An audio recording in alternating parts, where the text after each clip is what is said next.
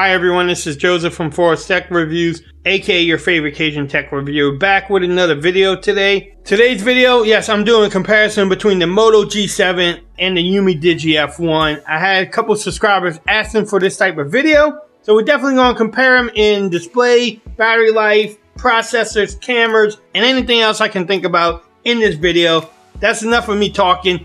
Let's get this video going. The first thing I want to talk about is the display on each phone. I'm gonna go over the specs and then we can look at both of them separately. On the Moto G7, you actually have a 6.2 inch 1080p LCD display. It has a ratio of 19:9. If you care about PPI, it's 403 PPI density. The resolution on this phone is 2270 by 1080.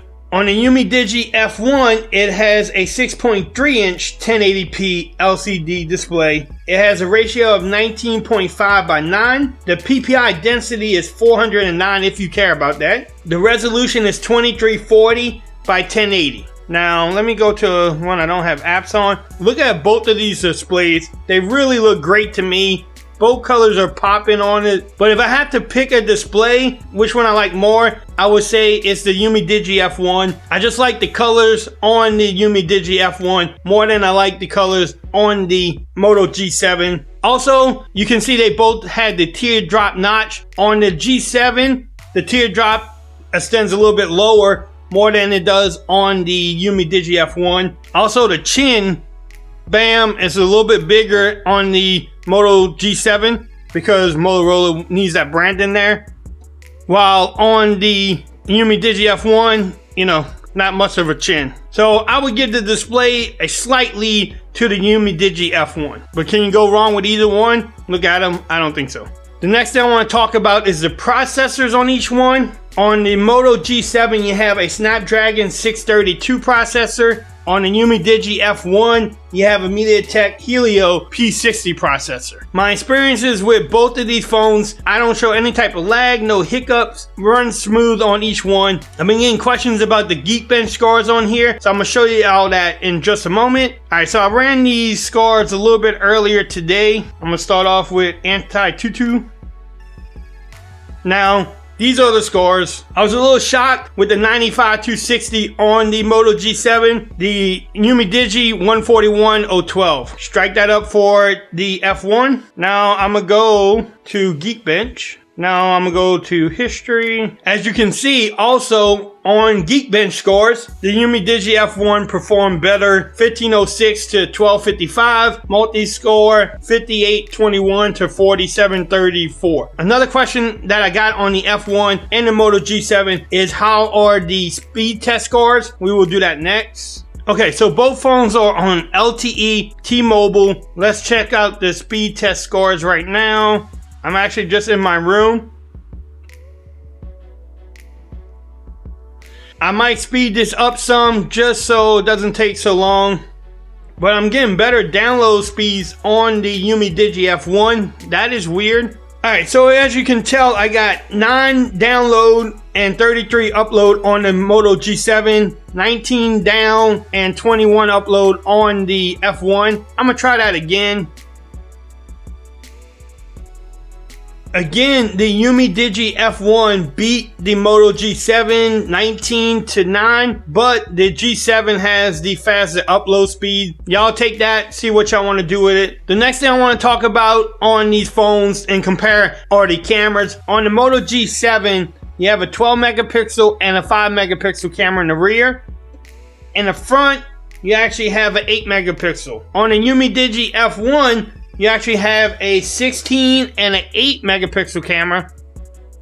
And then in the front, you have a 16 megapixel camera. Now, the Moto G7 can actually shoot 4K 30 frames per second, 1080p 30 and 60 frames per second on the rear. And then on the front, it can shoot up to 1080p 30 frames per second. The Umidigi on the rear camera can only shoot up to 1080p 30 frames per second. On the front camera, it's the same thing, 1080p at 30 frames per second. The cameras on the Moto G7 is better than what they are on the Umidigi F1. The Umidigi F1 did get an update yesterday. Stay tuned, I will have a camera comparison coming up between both phones. The camera app on the Moto G7 is a lot better than what it is on Umidigi's F1 camera app. The camera app on the F1 is just not the greatest. Not the worst, but not the greatest. So I'll give that edge, the cameras, to the Moto G7. Like I said, stay tuned. The comparison's coming up next. The next thing I want to talk about, I'll give this a check mark to both of them. They both come out the box with Android 9.0, Android Pie straight out the box. I'm glad each one didn't come out with Android 8.0. Now, some things that these phones both don't have. On either phone, it does not have wireless charging. Also, on each phone, there's no water resistance on each phone either. There's one thing that the Umidigi F1 has that the Motorola G7 doesn't have is NFC. So if you're into making mobile payments using Google Pay, then the F1 is your phone. The Moto G7 will not be your phone. Next thing, let's talk about the RAM. Each phone comes with 4 gigs of RAM. Storage is where the F1 beats the Moto G7 with the storage on board, but the G7 has a bigger SD capability on it. On the F1, you have 128 gigs of storage. On the Moto G7, it's 64 gigs. But on the G7, you can fit a SD card up to 512 gigs. On the F1, the SD card, the limit is 256 gigs. Another spot where the Umidigi outshines the Moto G7 is in battery. The Umidigi F1 has a 5150 milliamp hour battery, while the G7 has a 3000 milliamp hour battery. On the F1, I've been averaging about 30 to 32 hours off of the battery per charge, and then between 8 to 10 hours of screen on time, just depending on what I do with my phone. Now, the Moto G7 has a 3000 milliamp hour battery. I don't know what Motorola is thinking about putting such a small battery on there. As you can tell right here, I'm at 16%. I've been off the charge for 15 hours and I have about 5 hours of screen on time. Is that a horrible battery life? No, but it's not the best battery life compared to the F1. The next thing I want to talk about is the speakers on each phone. I did a speaker battle earlier today. Check on the right there. You will see the video. Y'all let me know which one you think won the battle. I think it was close. The Moto G7 was a little bit louder. I don't know. Y'all pick a winner. Let me know. But the speakers on both phones sounds great. Also, when you're using this as a speakerphone, I will give that edge to the G7 because I can definitely hear it more on the G7 than I did on the Umidigi F1. The last thing I want to talk about is the overall build quality on each phone. Yes, each phone we talked about earlier has the tier notch drop, has some bezels. The G7 has thicker bezels than the Umidigi F1. The Moto G7 has a 3D glass back.